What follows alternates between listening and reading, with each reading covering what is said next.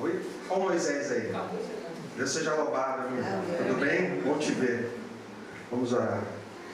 Com Deus e bom Pai, nós te agradecemos pelo dom da vida, te agradecemos pelo sábado, pela semana tão abençoada que tivemos na tua presença e companhia, e por termos aceitado o teu convite para estarmos aqui nessa noite. Amém. Pai, que o que iremos falar aqui seja a voz do Espírito Santo e que saiamos daqui certos de que tivemos um encontro muito especial e pessoal contigo.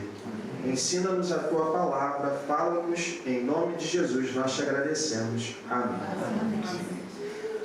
Bom, o Rafael, quando fez o convite para que eu estivesse aqui hoje com vocês, ele pediu para que a gente falasse sobre relacionamentos. E eu particularmente eu gosto muito dessa área, não é? Especificamente sobre o tema casamento, que é o que a gente também vai falar sobre namoro e casamento. Quantos aqui já são casados? Solteiros, então, esse lado aqui todo é solteiro e esse lado aqui é casado? É mais ou menos isso, na irmã também. Ok, cadê o Peter?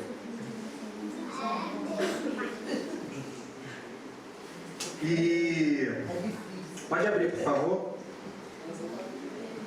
É o Wellington? Pode abrir, por favor. Eu gostaria de convidá-los a abrirem suas Bíblias no livro de Eclesiastes, no capítulo 4, do versículo 9 ao 12. Eclesiastes, capítulo 4, do verso 9 ao verso 12. Todos acharam? Diz assim: melhor é serem dois do que um, porque tem melhor paga do seu trabalho. Porque se caírem, um levanta o companheiro. Ai, porém, do que estiver só, pois caindo não haverá quem o levante. Também, se dois dormirem juntos, eles se aquentarão, mas um só, como se aquentará? Se alguém quiser prevalecer contra um, os dois lhe resistirão. O cordão de 3 dobras não se rebenta com facilidade. Esse cordão de 3 dobras, que fala aqui o livro de Eclesiastes, quem vocês acham que representa? As 3 dobras. No que diz respeito ao que nós vamos conversar aqui nessa noite, a questão do casamento é exatamente isso: o esposo, a esposa e Jesus Cristo. E uma frase nos chama a atenção nesse texto é que esse cordão ele não se rebenta com facilidade. Esse cordão de 3 dobras, quando representado aí pelo esposo, pela esposa e pelo nosso Deus, né? Aqueles que são solteiros, vocês têm o sonho de se casar? Com certeza. Com certeza. Amém. Dayana? Sim. Você? Eu faço essa pergunta porque eu sempre tive esse sonho, né? Eu sou casado com a Érica. Vocês vão ver que eu sou parente de alguém aqui da igreja também, que vai aparecer aqui, quem não me conhece, né? Eu sou casado com a Érica, vamos completar 13 anos de casados. E, 10 anos de casados e 13 anos de namoro que nós temos juntos, né? E eu gostaria de compartilhar algum desses momentos aqui com vocês. Aí são algumas fotos do nosso casamento. Pastor Alcimar, não sei quantos aqui o conheceram. Ele não está mais no ministério, né? Pastor Luciano também esteve conosco lá fazendo a cerimônia de casamento.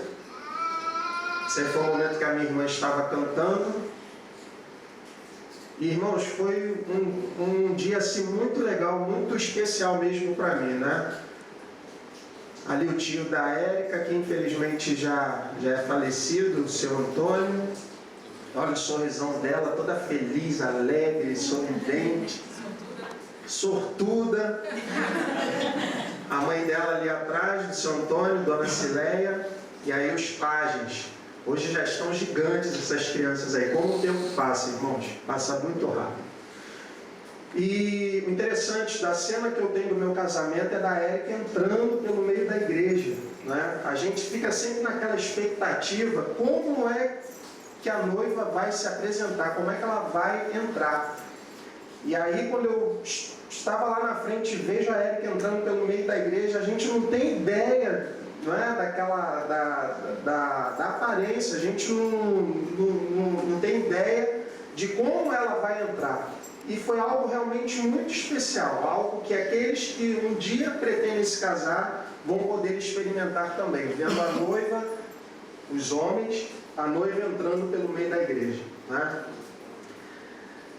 E queridos, uma coisa que a Bíblia nos ensina, Deus ele não nos criou para ficarmos sós. Vocês sabiam disso? Deus não nos criou para estarmos sós. Alguém aqui gosta de ficar sozinho? De vez em quando é bom, mas não sempre, né? Não sempre. Deus não nos criou para ficarmos sós. Deus nos criou para termos a companhia sempre de uma pessoa ao nosso lado, né? E aí esse verso muito conhecido nosso que está em Gênesis 2, 22, o que diz? Então da costela que o Senhor Deus tomou do homem, formou a mulher e a trouxe a quem? E a trouxe ao homem. E aqui eu gostaria de falar sobre os 3 Ds do casamento. Interessante quando a gente fala sobre esse texto que a gente acabou de ver aqui, um texto muito conhecido nosso, vocês imaginem a reação de Adão assim que viu Eva formada, né? Deus havia formado o homem agora estava ali dando os nomes aos animais, e Adão começou a perceber que cada animal que era apresentado ali a ele, cada um tinha sua fêmea, cada macho tinha sua fêmea. E a Bíblia nos diz que para ele não se achava uma companheira que lhe fosse igual, que lhe fosse idônea. E aí Deus fala o seguinte: olha, vou fazer com que Adão durma. Ele foi anestesiado ali naquele momento e Deus realizou a primeira cirurgia. E logo quando Adão despertou daquele sono, viu aquela mulher maravilhosa formada ali na frente dele, Eva, né? E aí ele falou a primeira declaração de amor que a gente tem conhecimento: esta afinal é osso dos meus ossos e carne da minha carne, porquanto do varão ela foi tomada, né? E isso é interessante, gente, porque quando nós temos a ideia de Deus ter tirado do lado de Adão uma das suas costelas para formar Eva, quer dizer que a mulher, depois quando um casal se une, a mulher e o homem têm que andar sempre juntos, um ao lado do outro para sempre, não é? E nós vamos ver algumas dessas características aqui do casamento que eu gostaria de apresentar para vocês, no que diz respeito ao que Deus pensou do que deveria ser o casamento. E o primeiro D que eu gostaria de mencionar aqui com vocês é que Deus ele determinou o casamento. Ele disse que não é bom que o homem estivesse só, como nós vimos no início. O segundo D, Deus ele definiu o casamento, que ele deveria ser monogâmico, heterossexual e vitalício. E o terceiro D do casamento, Deus ele defendeu o casamento. O que Deus uniu, não separe o homem. Amigos, embora todos saibam que Deus criou o casamento de maneira geral, ele não anda tão bem quanto deveria estar. Será que isso é uma realidade hoje no seu relacionamento? Você não precisa responder a essa pergunta. Sabe, infelizmente, na nossa igreja lá em Guadalupe, eu me deparo com muitos casais que têm tido problemas nos seus relacionamentos. Inclusive, um casal de amigos meus, com quase 19 anos praticamente juntos, eles estão agora separados, com 2 filhos. E essa realidade, infelizmente, tem se tornado muito presente no nosso meio, na nossa igreja. E Deus nunca, ao criar o casamento, Ele nunca permitiu, quer dizer, Ele nunca teve o pensamento de permitir com que isso acontecesse, com que as separações, com que as desavenças, os desentendimentos acontecessem. Mas, infelizmente, é o que nós mais presenciamos. Casamentos feitos, mas casamentos também desfeitos. E você vê a grande quantidade, hoje no Brasil, você, através de muitas pesquisas, você vê a grande quantidade que existem de casamentos sendo feitos no mundo, até mesmo no nosso país, como também no mundo, mas você também vê muitos casamentos sendo desfeitos, infelizmente, né? E isso também atinge a nossa igreja, infelizmente. Então, se foi Deus quem determinou, quem definiu e defendeu o casamento, por que tão poucas pessoas são felizes nele? Por que você se casou? Aqueles que são casados. Por quê? Por amor. Mas o quê? Para não precisar mais se separar. Para não precisar mais se separar. Despedir. Interessante. Por quê? Tem gente que fala assim, eu vou me casar para eu fazer o outro feliz. Tá certo isso? Não está errado não, irmãos. Mas é uma via de mão dupla, tá? O relacionamento, o casamento é uma via de mão dupla. Você não apenas tem que dar, mas você também tem que receber. Por isso que o momento da decisão, da escolha é fundamental. E esse momento da decisão e da escolha daquela pessoa com quem você vai viver por toda a sua vida, começa onde? No namoro. No namoro. Eu trouxe aqui um livro, vocês com certeza conhecem, Fundamentos do Lar Cristão, que são alguns trechos do livro Lar Adventista. E uma parte aqui me chama muita atenção, porque quando eu namorava a Érica, nós lemos sobre isso no livro Lar Adventista. O que um rapaz ele tem que buscar numa moça e o que uma moça tem que buscar num rapaz, quando eles estão se conhecendo. Então, por exemplo, qualidades da esposa. A esposa... Algumas coisas que devem ser consideradas. Essa mulher trará felicidade ao seu lar? E aí vem algumas perguntas que precisam ser respondidas pelo namorado nessa ocasião. Ela é econômica? Ou quando estiver casada gastará não somente os rendimentos dela, mas também todos os do marido para satisfazer a vaidade, o amor à aparência? Seus princípios são corretos nesse sentido? Ela possui agora alguma coisa de que possa depender? Ao escolher uma esposa, analise o caráter dela. Ela é paciente e cuidadosa? Ou será capaz de desprezar o seu pai e sua mãe justamente no momento em que eles precisarem de um filho forte em que se apoiar? Ou a tendência dela será de afastar esse filho do convívio deles, a fim de levar avante seus planos e buscar o próprio prazer, deixando o pai e a mãe que, em vez de ganhar uma filha afetuosa, perderam um filho? Agora, falando de algumas qualidades do marido, que a mulher que deseja uma união pacífica e feliz, que quer evitar a infelicidade e tristezas futuras, questione antes de entregar suas afeições. Meu pretendente tem mãe? Que tipo de caráter ela tem? Ele reconhece suas obrigações para com ela? Ele é atencioso para com os desejos e a felicidade dela? Se ele não respeita nem honra a mãe, será que manifestará respeito e amor, bondade e atenção para com a esposa? Quando a novidade do casamento passar, ele continuará me amando? Será paciente com meus erros ou crítico, dominador e autoritário? A verdadeira afeição não levará em conta muitos erros, o amor não os perceberá. E aqui tem várias outras citações que a gente poderia mencionar aqui. Resumindo tudo isso que nós conversamos aqui, o rapaz ou a moça, uma coisa que me chamou muito a atenção, eles têm que reparar como, por exemplo, a moça trata os seus pais e como o rapaz trata os seus pais.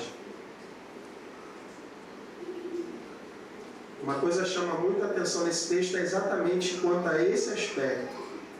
Será que quando os dois se unirem, vai continuar havendo respeito? Porque no namoro a gente pensa que conhece totalmente a pessoa. Mas quando os dois se juntam e vão morar os dois debaixo do mesmo teto, gente, muitas coisas que antes não apareciam no namoro, quem sabe vão começar a aparecer no casamento. E aqueles anos iniciais, primeiro, segundo, terceiro ano, são os anos dos ajustes, das adaptações, não é? Você vai conhecendo mais o seu cônjuge e você vai convivendo com aquela pessoa e você vai vendo coisas que de repente você não percebeu enquanto você estava namorando. E nós que somos cristãos, a gente tem que tomar muito cuidado, aqueles que são solteiros, tomar muito cuidado quanto ao passo que vocês vão decidir dar ao se casarem, ao escolherem alguém com quem vocês deverão viver para sempre. Como a irmã falou, uma pessoa de quem jamais você irá se separar. Porque o casamento cristão não é como o casamento mundano. O casamento do cristão, ele jamais acaba. Ele jamais acaba. É até que a morte os separe. Essa é a orientação de Deus. E se nós amamos Deus, nós também, através desse amor que nós temos para com Ele, demonstraremos a mesma coisa para com o nosso cônjuge. Aumenta um pouquinho o som agora, Wellington. Eu vou passar aqui trechos de um filme que talvez vocês já tenham assistido, e que fala de um momento de crise aí de um casal, mas só que vai aparecer apenas o marido falando uma série de coisas referente à sua esposa. Ela é teimosa. Ela dificulta tudo para mim. Ela é ingrata. Ela vive sempre reclamando de alguma coisa. Ela agradeceu por algo que fez nos últimos 20 dias? Não. E você pensou que depois de eu lavar o carro, trocar o óleo, lavar a louça, limpar a casa, ela demonstraria um pouco de gratidão? Pois não demonstrou. Na verdade, quando eu chego em casa, ela faz eu me sentir como se eu fosse um inimigo. Eu não sou bem-vindo na minha própria casa, pai. Isso me tira do sério. Nas últimas 3 semanas, eu tenho tentado fazer o impossível. Eu tenho tentado demonstrar que ainda me importo com o nosso casamento. E eu comprei flores para ela, que ela jogou fora. Tenho ouvido os insultos e o sarcasmo dela, mas ontem foi a conta. Fiz um jantar para ela, fiz tudo o que podia para demonstrar que me importo com ela, para mostrar que ela é importante para mim, e ela cuspiu na minha cara. Ela não merece, pai. Eu não vou fazer mais nada. Como eu posso demonstrar amor por uma pessoa que dia após dia vive me rejeitando? É uma boa pergunta.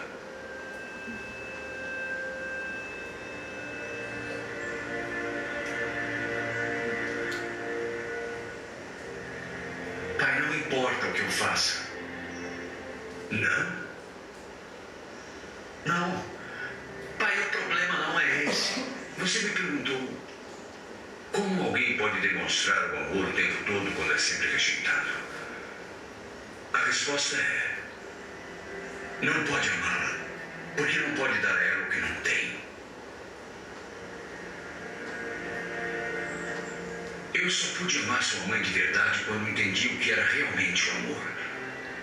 Eu não terei nenhuma recompensa por isso.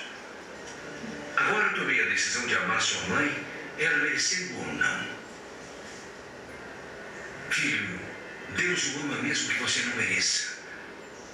Mesmo que o tenha rejeitado. Cuspido na cara dele.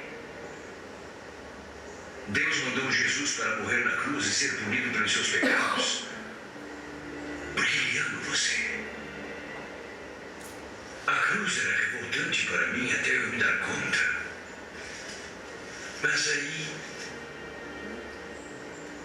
Jesus Cristo mudou a minha vida. Foi quando eu comecei a amar sua mãe de verdade. Filho, não posso resolver por você. Isso é entre você e o Senhor. Mas eu te amo demais para não dizer a verdade. Não vê que você precisa dele.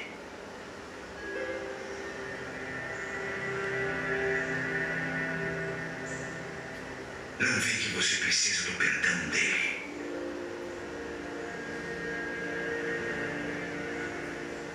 Vejo. Vai confiar sua vida a ele.